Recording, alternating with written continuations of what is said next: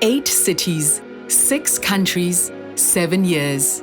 Over 80 multi-actor dialogues, 2,000 plus stakeholders, 10 implementation components, countless action plans and policy reviews. These are the figures that define ICLEI Africa's Urban Natural Assets for Africa program. But in looking back, we find that the numbers are only a small part of the story. UNA's real impacts are as dynamic, far-reaching, and layered as the program itself. How does one even begin to touch on the value of an initiative as multifaceted and adaptive as UNA?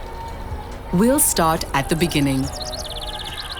Launched in 2014, the UNA program is designed to support local governments in African cities in addressing the many challenges they face around managing and revitalizing their natural resources. Building resilience and ensuring sustainable urban development are at the heart of the program's agenda.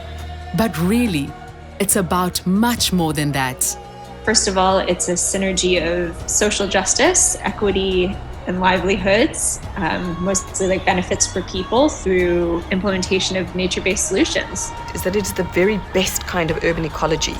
It's a project that seeks to bring the most relevant and the newest urban ecological understandings into practice. It's a very dynamic project, it changes a lot, but ultimately it directly addresses the needs of the cities and the people that we work with in a much more inclusive and better way.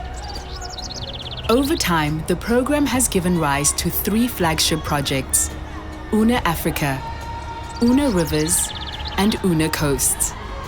As activities are based on needs identified by stakeholders themselves, the projects have taken different forms in each of the 8 cities we've worked with. Across them all, though, the focus has remained on using nature-based solutions as a vehicle to tackle a number of complex social, environmental, and economic issues. By targeting governance, finance, and urban planning processes, we have assisted project cities in their quest to embrace sustainable decision-making pathways, to drive real change in the long term. But what has that change actually looked like? So UNA believes that change comes from within the system. So looking back, I think where UNA has added the most value is in fostering transformative capacities. So what I mean by this is that the program has really helped enable people that have the tools and knowledge to prioritize nature when planning future cities, as well as helped enable processes or enable environments that really integrate sustainability in decision-making at every turn. It's helped establish processes that encourage co-production of knowledge and disrupt power dynamics. And it's also set up the conditions that are conducive for experimentation. It's helped cities embrace more adaptive and flexible policies and processes that are extremely responsive to the realities on the ground. So I know this sounds all very, very complex, but what I'm trying to say is it's really helped create a momentum for an unfolding process of change that should really reach far into the future. The program is unique in that it prioritizes multi-actor engagements that bring together a diverse range of stakeholders from different backgrounds, many of whom might never have connected before, to collectively reflect, learn, produce knowledge, and problem solve. In so doing, UNA has ignited sparks of inspiration in the spaces between people. It has bridged divides, facilitated systems thinking, brought community members deeper into the conversation, and fostered positive shifts in the way city officials think and work together. You're bringing together into one space urban ecological best practice and knowledge co-production, and then all the right people. It's like there's almost a kind of alchemy. Yeah, it is, it's catalytic. These catalytic dialogues also often promote improved coordination between different departments and governance levels, which is critical for accelerated action. In my view, Lilongwe City is not the way it was. before. This project brought stakeholders that are doing issues of the environment together, and we started seeing things now in a different way. We said, how best can we coordinate so that we work as a family to actually protect urban biodiversity? In many cases, we found that UNA's collaborative engagements haven't only empowered actors through connections, but have actually helped to open new windows for nature to be properly integrated into land use planning and decision-making, something we refer to as mainstreaming in practice. So time and time again, we've seen the process of getting people together to create knowledge and give rise to these discussions, these learnings, and these perception changes as critically important and significant enough in themselves to actually drive change in policy and decision-making. So really, we're seeing that co-production exercises are actually incredibly important tools for mainstreaming. In Kampala, for example, having so many different departments together in the same room discussing the development of the natural asset maps actually gave rise to conversations that at the same point in time, there was actually the development of the Disaster Risk Reduction Action Plan happening for the city, and it presented an opportunity to integrate recommendations coming out of the mapping work into the development of that plan. If we didn't have all of these people from all these different backgrounds and different mandates in the one room, then we miss the opportunity of making these connections and unlocking these new opportunities or these new entry points to mainstream nature-based consideration. Since the introduction of these co-creation spaces, we've seen cities start to embrace cultural and operational shifts that lay the foundations for sustainable change. They've begun to fundamentally alter the way decisions are made, departments are structured, planning is conducted, and policies are designed. In Addis Ababa, for example, a unique pilot project which invited citizens and officials to redesign a rundown site into an urban park has had a lasting impact on the way the city council now functions. They've realized that actually bringing nature into cities through the small intervention is really, really important. And so now they're looking to see how they can bring nature-based solutions projects into their planning. They've set up a planning department specifically to do nature-based solutions projects. They want to start up a sort of finance strategy to find out how they can get funding to implement nature-based solutions. And they're also looking to develop a greening guideline for the whole city so they can actually replicate what they've done at Ras Mekonnen across the sites. We've seen related developments in Kisumu and in Dar es Salaam, where UNA is supporting government in upgrading the Tanzania planning guidelines to incorporate nature. We've had a paradigm shift, particularly as a Department of Environment, in terms of giving prominence to planning for natural assets within the urban space. I think our engagement with UNA has really made a difference. The city is currently in the process, at the tail end of concluding a process of local urban detailed physical plan, and alongside that developing development control manual and land use zoning policies or regulations. And all this, we're happy to say that as a department, we are mainstreaming the principles of UNA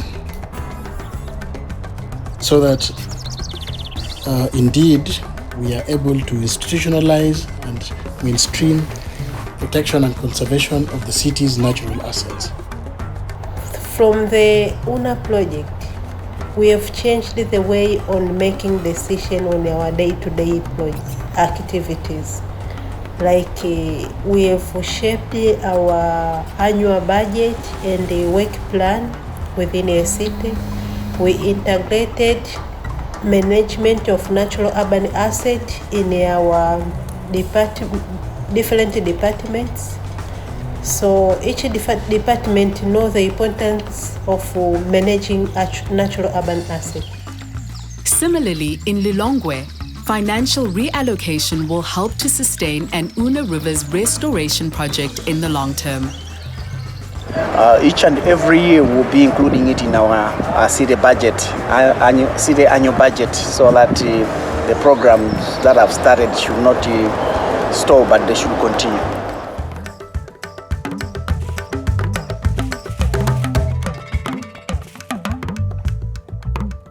Because enabled people are as central to transformation as supportive policies, UNA has invested much energy into designing exercises that build agency and capacity. In this way, we have armed thousands with not just concrete tools and informational assets, but the knowledge and confidence to develop their own solutions and take practices forward far into the future. Program has provided the cities with a portfolio of new resources and tools through capacity building and mapping of natural resources and all kinds of interventions at different levels. I think that all of this, put together has put the cities in a much better position for being able to continue on their own. In Lilongwe, the portfolio of resources we made available to public officials included comprehensive guidelines that will help them further efforts to rehabilitate a key river corridor. The fact that the Una Rivers project went in and provided trainings around river management means that the Lilongwe City Council is now able to identify similar projects that they can take forward by themselves, and of course using the learnings from the Una Rivers project. The urban natural asset hotspot maps that UNA has co-developed with various cities have also contributed significantly to capacitating planners. They now have tangible tools at their fingertips that make it easier than ever before to keep nature top of mind when making decisions. We see them to help institutions a lot because they are the first or the basic where we can depend on when we are producing our strategic plans.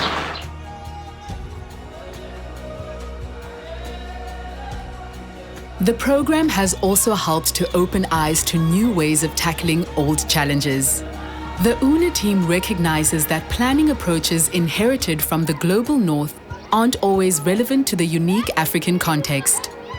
With this in mind, UNA consistently embraces experimentation in an attempt to find innovative solutions that are tailored to local realities.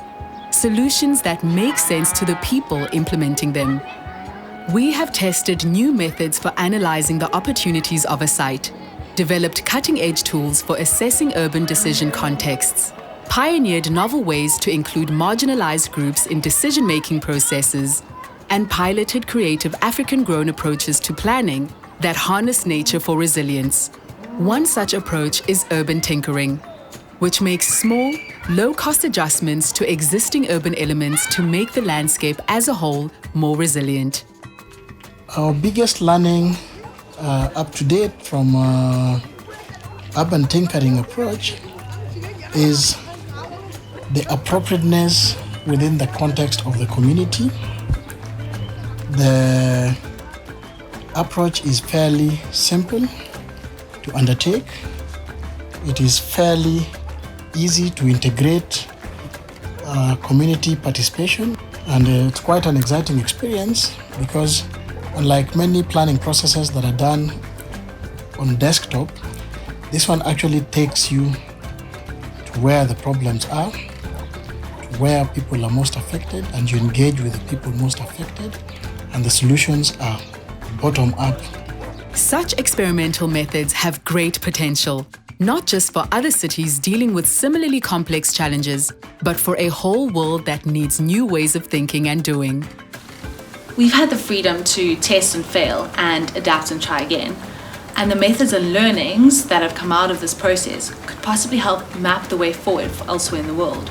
So in this way, UNA has contributed both to the development of knowledge and practice that have global significance.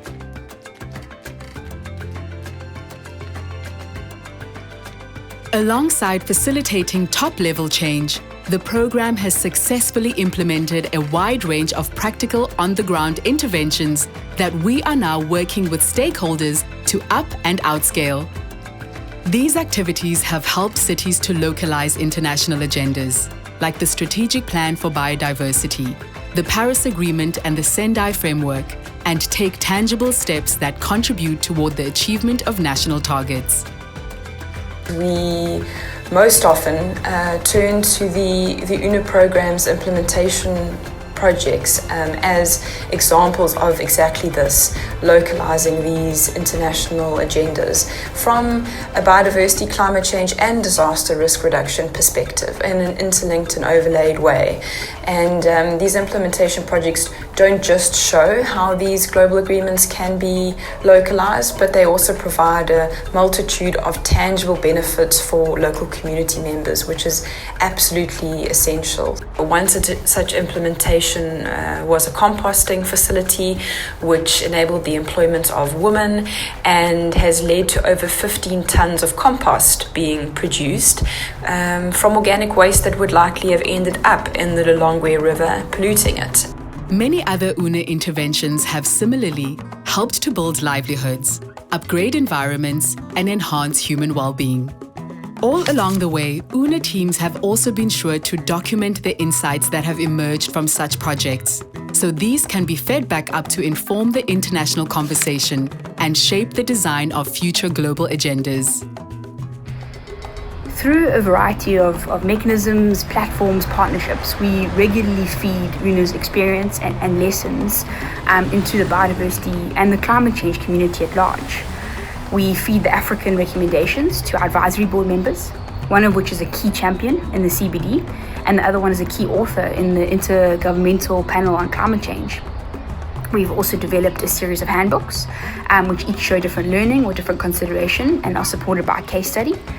And we funded representatives to participate in the events in the development of the post-2020 Global Biodiversity Framework. So like this and through many other channels, we really are trying to make a difference in the international advocacy playing field.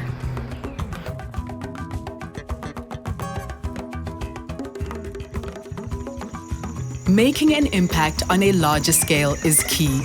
But time and again, the UNA team has found that the changes that matter most are often those that happen on a micro level. The small shifts in thinking, the blossoming of awareness, the learnings that can never be unlearned. Well, the UNA program has helped us appreciate our natural assets. Before we were taking them for granted. That is an indication that there is a growing consciousness of our natural assets and the need to conserve them. Nós não priorizamos a natureza. Nós daqui a pouco podemos perder tudo. Então qualquer projeto, qualquer coisa que eu faço, a primeira condição que eu penso antes de nem começar é a sustentabilidade. The biggest learning I've learned from the UNA project has been the importance of local actors learning together and crafting solutions. I did not know that there are other entities that are doing a lot in the environment, but now we are coordinated. This platform will continue.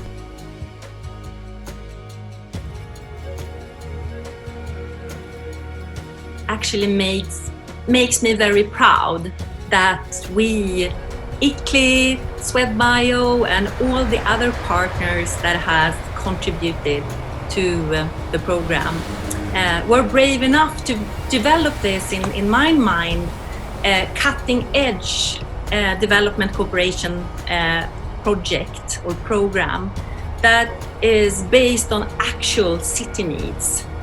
I'm so proud to be an UNA person, and it's been a real honor being part of this project. I see what UNA is trying to do in different countries, and I see the legacy that UNA is trying to leave in each of these countries and cities. So I really am proud of it. What I'm most excited about is the vast amount of scope of what we've been able to achieve in the last 7 years. We've really touched on so many key African issues. It really hasn't been just a project. It hasn't just been about deliverables. It's been about building better processes and a family of champions that drive nature mainstreaming for improved urban resilience. And this is actually exactly what we did. And so, well, I think that's really, really significant.